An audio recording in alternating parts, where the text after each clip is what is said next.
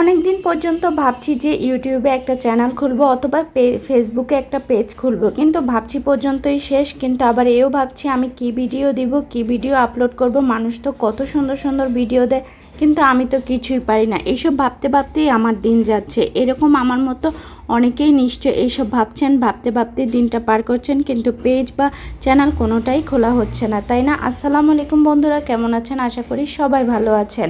আজকে আমি আপনাদের সাথে শেয়ার করব আমার মতো এরকম অনেক গৃহিণী বা অনেকেই আছেন যারা ঘরে সংসার বাচ্চা সামলে চান কিছু একটা করতে, কিন্তু ভাবছেন কি করব, কি করা যায়।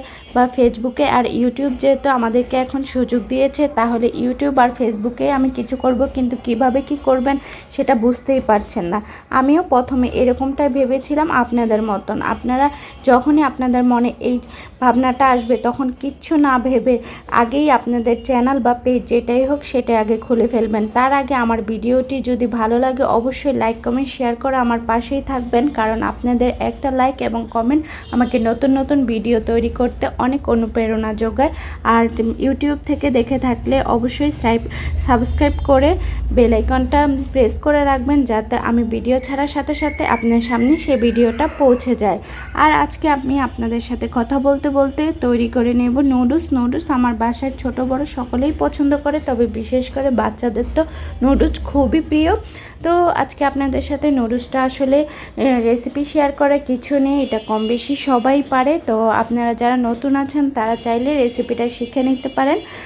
যে কথা বলছিলাম, অনেকেই আমরা এটা ভাবি যে কিভাবে আমরা চ্যানেল খুলব বা কিভাবে ইউটিউব বা ফেসবুকের মাধ্যমে ইনকাম করব, এটা আসলে আদৌ আমি পারবো কিনা, এরকম চিন্তা আমাদের সবার ভাবনাতেই থাকে। আমিও যখন চ্যানেলটা খুলেছিলাম ইউটিউবে, তারপরে ফেসবুকে পেজ খুলেছিলাম, তখন আমিও ভেবেছিলাম আমি তো কিছুই করি না, সারাদিন রান্নাবান্না করি, তাহলে আমাকে দিয়ে কি কিছু হবে নাকি? মানুষ তো কত সুন্দর সুন্দর কন্টেন্ট ক্রিয়েট করে।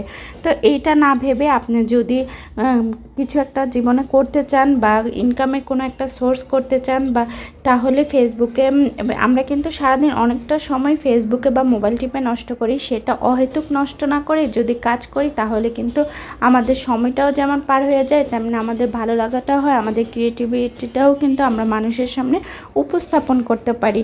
তো আপনার দরকার নেই তো অন্যরা ব্লগ করছে, বাহিরে যাচ্ছে, ঘোরাঘুরি করছে, সেটা দিচ্ছে, তো আপনি সেটা দেওয়ার দরকার নেই। আপনি বাসায় রান্নাবান্না করছেন, খাওয়া দাওয়া করছেন, সেগুলোও দিতে পারেন। এগুলো দিয়েও কিন্তু হাজার হাজার মানুষ অনেক টাকা এই প্ল্যাটফর্ম থেকে ইনকাম করছে। তাই আপনিও আর আজকে থেকে এইসব নিয়ে না ভেবে আগেই একটা চ্যানেল বা পেজ যেটাই হোক আগে খুলে ফেলেন, খুলেই কাজ শুরু করেন। আর ভিডিও এডিটিং, তারপরে মোবাইল, দামি ফোন নেই, তারপরে ভালো আমি এডিটিং পাই না, এইসব নিয়ে চিন্তা ভাবনার একদমই প্রয়োজনে প্রথমে আগে স্টার্ট করুন, কারণ কোনো কিছুই মানুষ কিন্তু একদমই পারফেক্টলিভাবে প্রথম থেকেই পারে না। যে কোনো কিছুই কিন্তু করতে করতে মানুষ শিখে যায়, করতে করতেই যে কোনো কিছু সুন্দর হয়। আপনি এডিটিংটা যত করতে করতে যত দিন যাবে ততই এর সম্পর্কে ভালোভাবে জানবেন, ততই ভালো হবে। আস্তে আস্তে প্রথম থেকেই কিন্তু কোনো কিছু সুন্দর হবে না। আর হাতে কিন্তু খুব দামি ফোনের দরকার নেই, একটা স্মার্টফোন থাকলেই কিন্তু এখন থেকে আপনিও শুরু করতে পারেন, আপনার কাঙ্ক্ষিত লক্ষ্যে পৌঁছাতে পারেন, আপনিও শুরু করতে পারেন, ইনকাম করতে পারেন।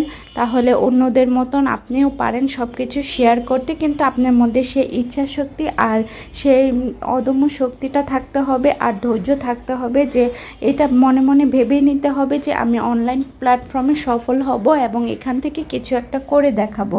আর আপনার যে অন্যরা যেটাতে ভালো করছে আপনার সেটাতে ভালো করার দরকার নেই। আপনি কোন টিচিং বিষয়ে ভালো জানেন তাহলে টিচিংটা করবেন, বা আপনি রান্নাবান্নাটা ভালো জানেন সেটাই দেখাতে পারেন। তো আজকে যেটা বললাম, তাহলে আর দেরি কিসের, এখন থেকেই শুরু করুন। এখন থেকেই আপনাদের মনটা স্থির করে চ্যানেল বা পেজ কাজ শুরু করে দেন। তো কথা বলতে বলতে কিন্তু আমার নুডলসটা একদমই রেডি হয়ে গেছে, এবার শুধু সস দিয়ে সার্ভ করে দেওয়ার পালা। তো এ পর্যন্ত থাকার জন্য সকলকে অসংখ্য ধন্যবাদ। আজ এই পর্যন্ত, আল্লাহ হাফেজ।